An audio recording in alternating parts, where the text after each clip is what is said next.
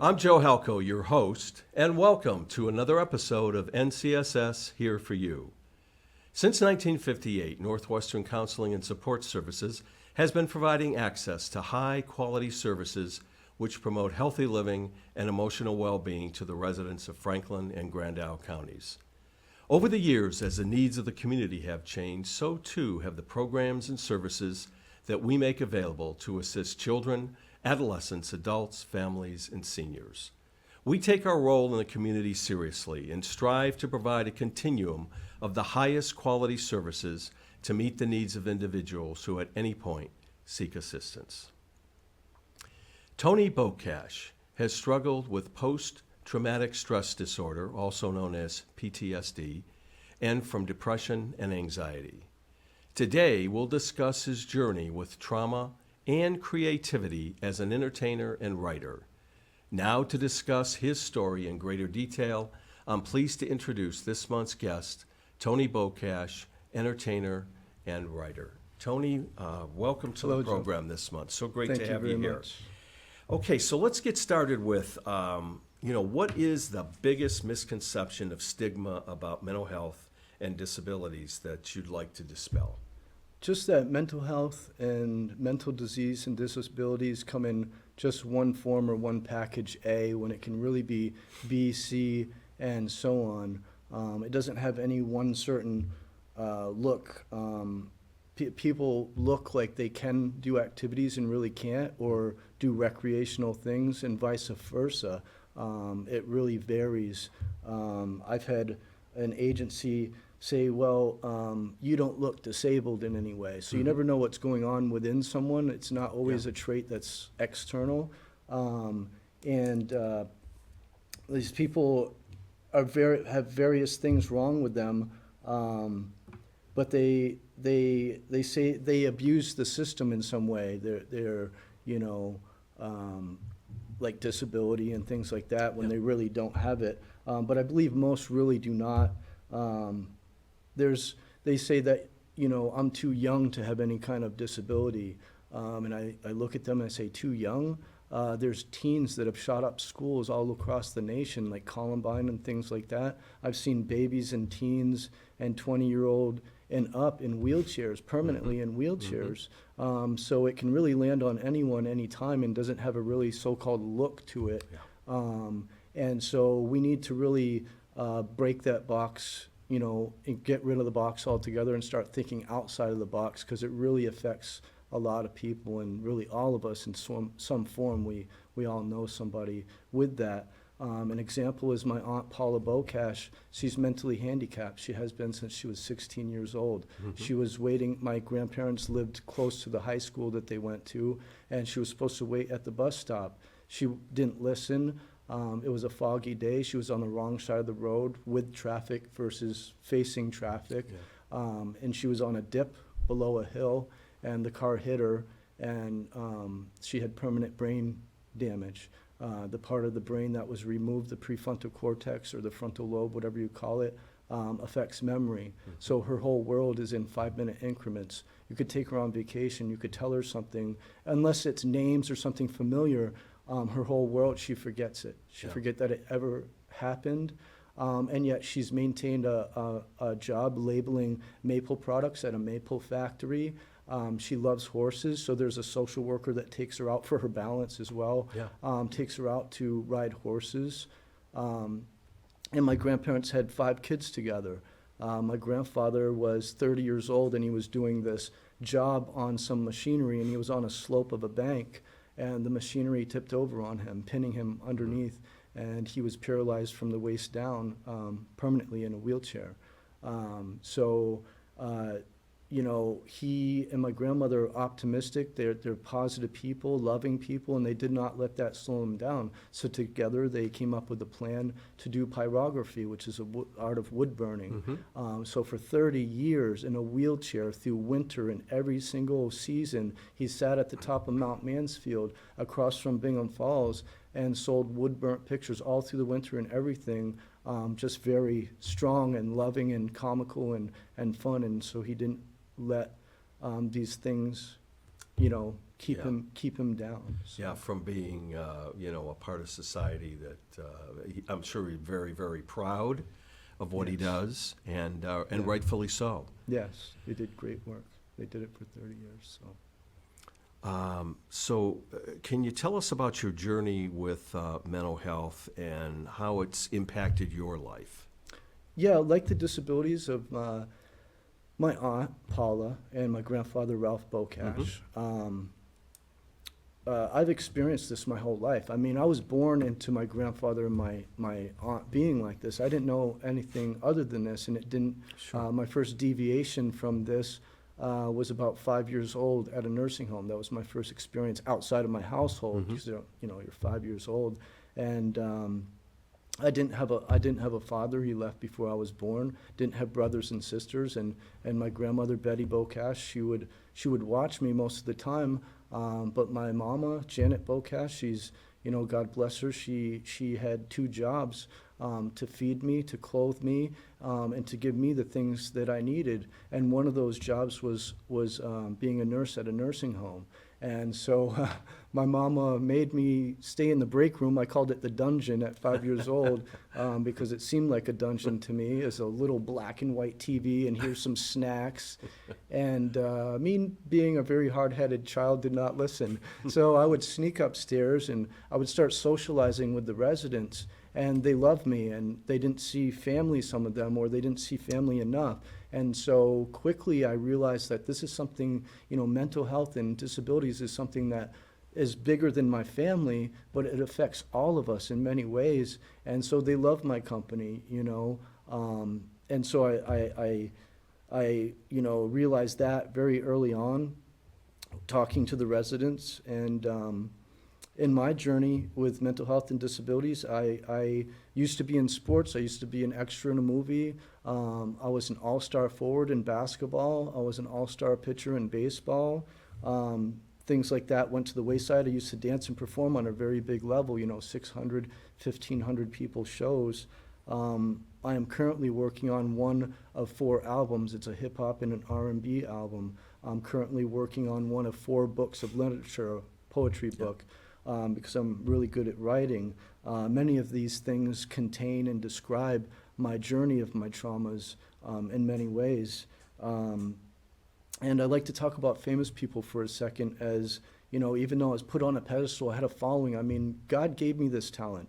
I didn't go at 5 years old to get dance lessons or to get music lessons. I really believe God gave me this because at 5 years old, I was a Michael Jackson impersonator and I could just do it. So I had a following and I was popular, like my friends, and people were treating me like I was famous.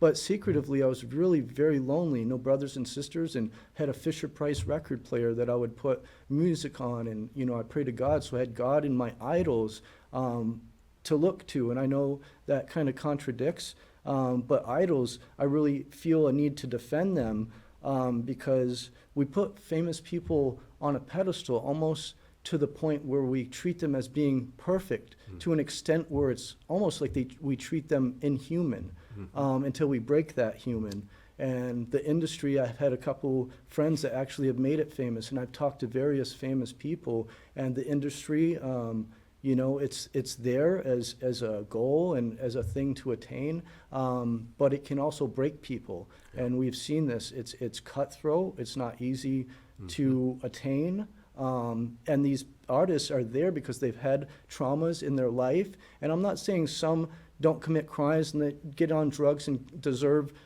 sort of the things that they do because they fed the fire. But I believe many do not, and I want to defend them because some just they've survived through the trauma and they got there because they persevered.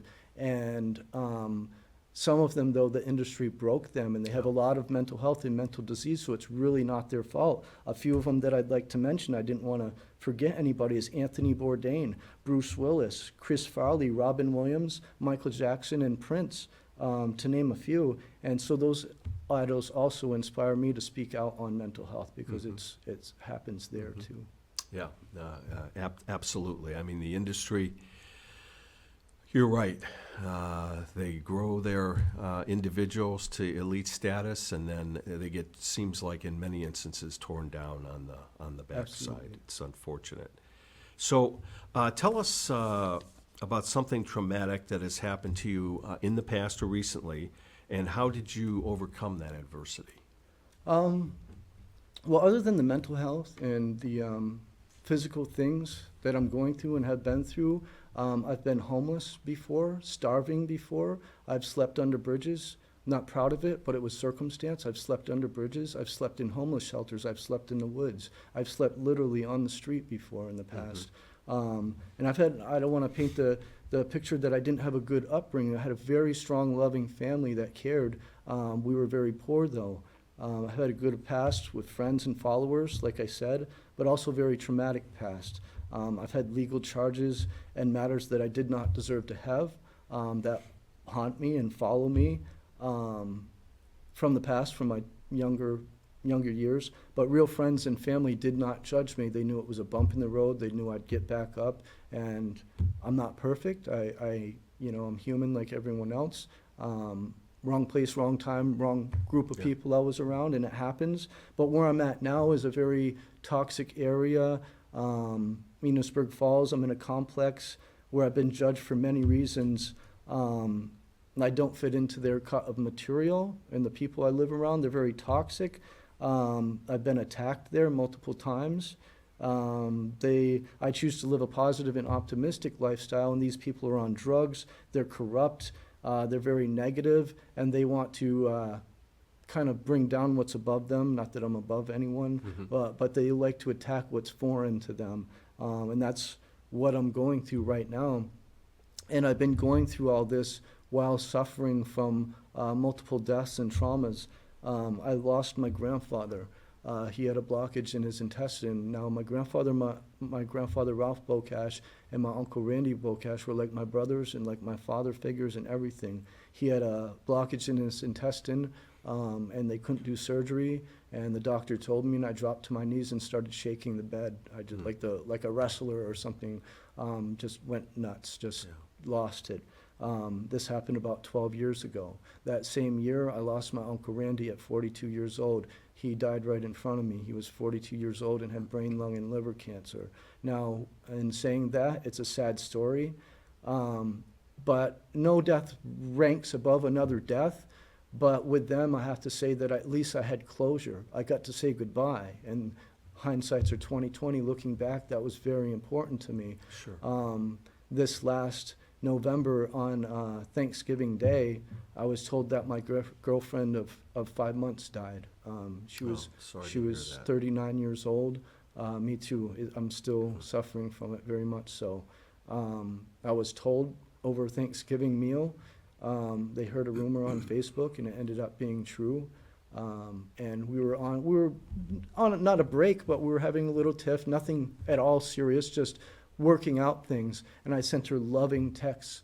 I did the timeline of when she died, and it was 6 days before she passed, and I never got a text back, and I wondered why she wasn't texting me back. Yeah.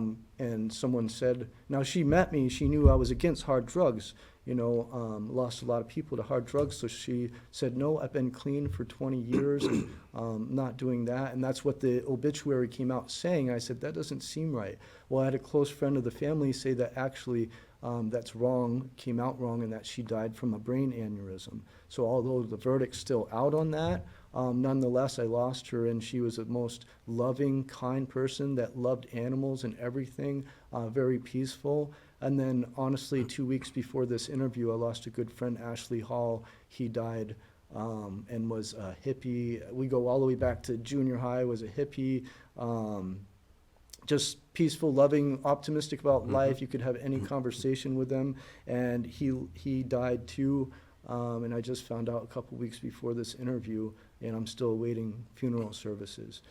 Basically, to sum it all up, I'm 45, and by the time I was 40, I've been to 50 plus funerals and deaths.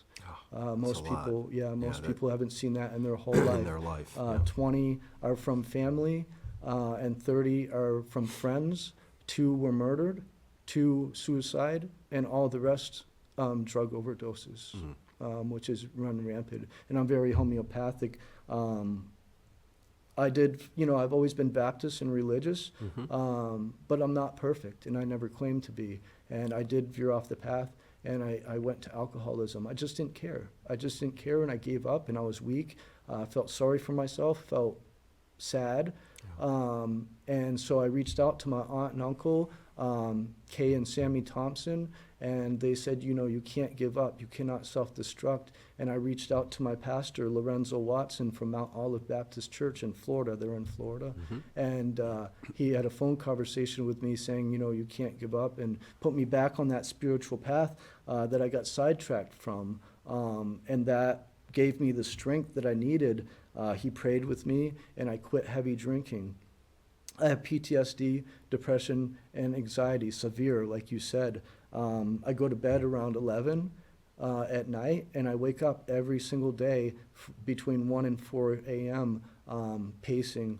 I wake up crying, thrashing around, yelling in a cold sweat from traumas from the death, because too many of them were right in front of me and too close. And those have changed into what they call lucid dreams. So slowly it's getting better, and lucid dreams are when you are dreaming and you're aware you're dreaming while you're dreaming, but you don't wake up, and it's more positive.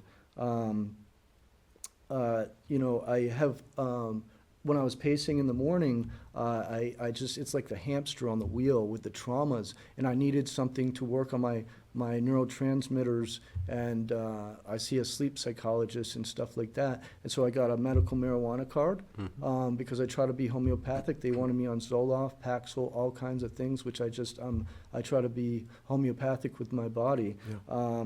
Like I said, I do a hip-hop and R&B album, but one thing in that crucial point in the morning was the marijuana and reggae, because reggae music has nothing but mostly positivity content in it, and it started out my day to where I could then again exist for the day and do my day. It really just grabbed me. So that, along with my spiritual practices and my writing, both in my literature and my music, really saved me in many ways. Oh, that is awesome. Sorry, it's a lot. But. Nope, that is great. Now, before we continue with our line of questioning, what I'd like to do is let's take a look and listen to Tony Bocash as he performs an original poem titled The Lucid Dream. As silver balls the pendulum knock, tick-tock, tick-tock, a beat slows in my chest. I become fully at rest. Cognitive waves I swerve and surf. I let go of my nerves. Deprivation of reality with stimulating tones. Soon I will enter the twilight zone.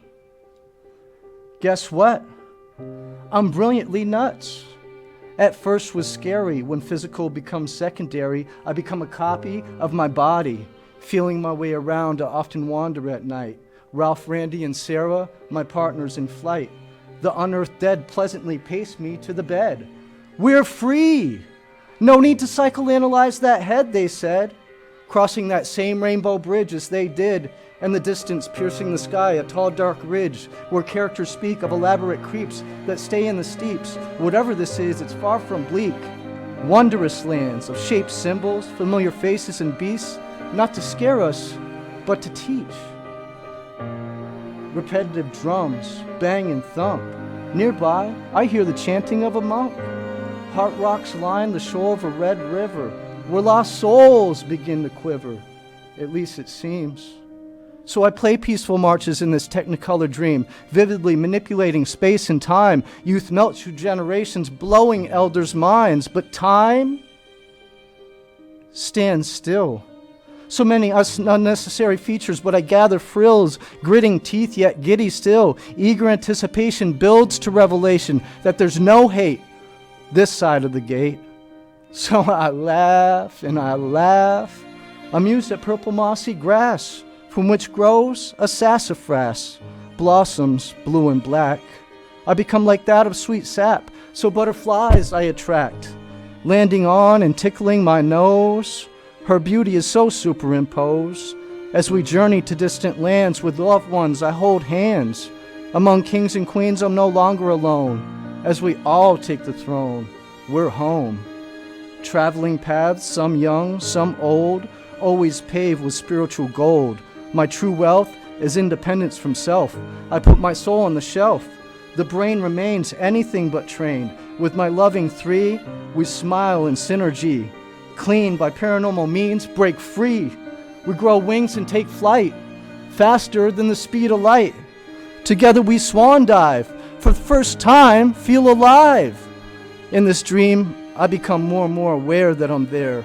Surreal scenarios and whole, part of the process as we lose control. As irrational as this altered state is, I'm no longer smothered by non-fictional fizz.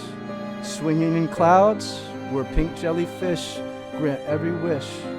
To remain in the astral plane of this brain, the true nightmare is actually being aware of the cruel fact that this dream would collapse. I've joined the waking world, I'm back. Here present with unfortunate consistence, met with resistance. One night made more sense than all my existence. So in your struggles and during your journey so far, what have been the best moments and the biggest lessons that you've learned? Just that no far into physical or mental health you get, how far, deep into your path or whatever in life, God gives you a lot of strength to endure the greatest of storms, trials, and tribulations. It's that fight or flight type mentality, get busy living or get busy dying. Now, that's not to take me so literal and so serious, but in a sense it's true. I mean, we don't like to talk about it, but let's face it, we all have an expiration date. We all have to go somewhere someday. And so the time, that we have is greatly up to us. What we do with it, with the power that God gives us, is really up to us. I've talked to people about love, and even though I've been through negative things, I try to spread love and positivity, and people are like, I don't love, and I don't, because of the toxicity in the world, and they're on the scale, they're giving into that, and if there's no positivity to kind of combat that, then what are we supposed to do? And so there's a saying I have, at the chance of being cheesy, there's a saying that I go by every day secretly, and that's, if we start with love and end with love, everything in between can be dealt with, and I really believe that truly in my heart. Now, how has mental health evolved during your lifetime from your perspective, and where do you see that in the medical field heading in the future? And finally, what do you hope people will understand about mental health?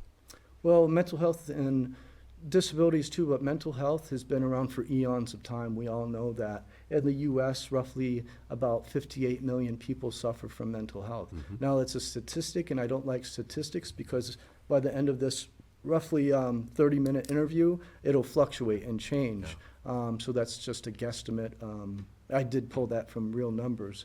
But addiction, drug addiction, and drug overdose is a form of mental health and mental disease. And roughly about 110,000 people die a year in the U.S. from that. And fentanyl and fentanyl-related drugs is rampant. This is not the drugs that we grew up with, not that those are any good either, but 1 grain of sand can, for the first time using it, can kill people. This is a new game. And I'd like to thank Jelly Roll, the famous singer, because he was on one side of the problem, went to jail and, he made his mistakes, but he grew from that and became the positive in the problem. And with addiction and addicts in mind, he took this to Congress to address Congress with the problems and its severity. So I really want to thank him for that. And we need tougher laws on drugs and things, maybe, but I also feel like that just compounds the problem and makes another problem. I see better things like robotics, more homeopathic procedures, which we really need. When we can, I understand, like my aunt, if she don't take a pill, she has a seizure and could die. There's people that have heart pills. I get that. Just where we can replace things, like I'm supposed to be on Zoloft, Paxil, all these things, I choose the marijuana because it's homeopathic. Where we can insert that, I feel like we should really do that. Now, this doesn't happen in a day or a week or a month or a year, but it all starts with a talk at the table like we're doing now. And it can be something so simplistic, and pre-care and aftercare in the medical field. Right now, an example is my grandma has taken care of my handicapped aunt and my grandfather for decades. Now, she's loving. She might be a tough old bird, but she's loving too, and she has to be tough. She's dealing with a tough life and a tough situation, but she's taken care of them for decades. She needs that mental break, and right now she used to have a service person, a social worker, come and take my aunt out, and right now she doesn't have that. She has to deal with this every day, day in and day out, with no breaks, all while being a cancer survivor 2 times over. She just survived breast cancer a second time last year, and then just a matter of maybe a month ago had double cataract surgery. So she's very strong, and I look up to my grandma, and I get strength from her. You know, a lot of people don't realize it's the caregiver many times that, because they're giving, as you say, day in and day out, that due to circumstances may become depressed. Or, you know, they never had anxiety. All of a sudden they become anxious. Very much so. When it's day in, day out, you're right, you do need breaks. Anyone would. And I think that's just another facet that many times gets overlooked, is the people that are providing that day in, day out care have to look out for themselves as far as their own well-being. Yes. And many times it's the last thing that they do. Yes. It's sort of like a lot of the individuals who provide care at NCSS, the last person that they take care of is themselves, because they are really focusing on those that they're serving. They want to make sure that they can hopefully have them live their best lives. And in doing that, many times, they completely disregard their own well-being. And I think that's important, you know, that they do that. Oh, for sure, it's crucial, for sure. So what advice would you give to someone who's struggling with mental health issues, but they don't know where to turn to for help? It's really important to reach out to everyone and anyone, as long as they are positive, though. An example of this is you can't be doing drugs and go to your drug dealer or to other people doing drugs. You have to have a support system nearby, such as family or friends. If you do, reach out to them. If you have never been to church or haven't been in a while, go, try it. They really are good, positive people and can really help. Now, I'm not trying to push that down people's throat. It worked for me. You know, but it can help. It's not for everyone, but besides music, family, and church, because everyone was all spread out away from me, I didn't have through the recent deaths, I didn't have one family member or one friend that could really help me. A lot of friends became fake. They went to the wayside. Oh, that's too serious, and dropped me like a ball, you know, and went to the wayside. So when I was going through all these setbacks and traumas and struggles, I reached out to Northwest Counseling and Support Services and the Tomlinson Center, and they really were crucial in helping me. They saved me, and I really feel like they're the angels here on earth, walking the earth, because they really you know, they were crucial. And I'd like to thank a few people real quick that were angels in saving me and helping me to wrap up here. Jada Rosemark, huge in helping me with paperwork, emotional things that I've gone through, taking me out for recreational things. My buddy Dave Swainbank, AKA Santa, he was one of the, you know, taxi drivers to go to all my medical appointments, started talking about music and things of the such. My counselor, Steve Kuzno, he had a saying on his desk that said, "Today is a good day for a good day," and I don't know why that stuck, but it just kind of burned into my mind. I said, you know what, I got to say that every day. My counselor, James Luce, who's great.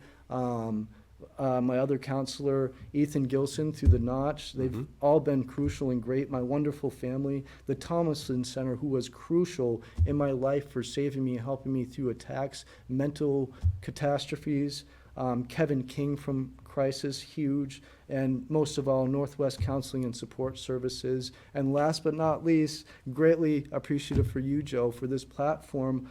This has been a great opportunity for not just you and myself, but I hope this makes an impact on the community and they find some positive in the problem. So, Well, thank you're you very welcome, much. Tony, and thank you for being on. Greatly appreciate it. I appreciate it. And I want to thank my guest, Tony Bocash, for sharing his insights on his journey addressing PTSD, depression, and anxiety as an entertainer and a writer.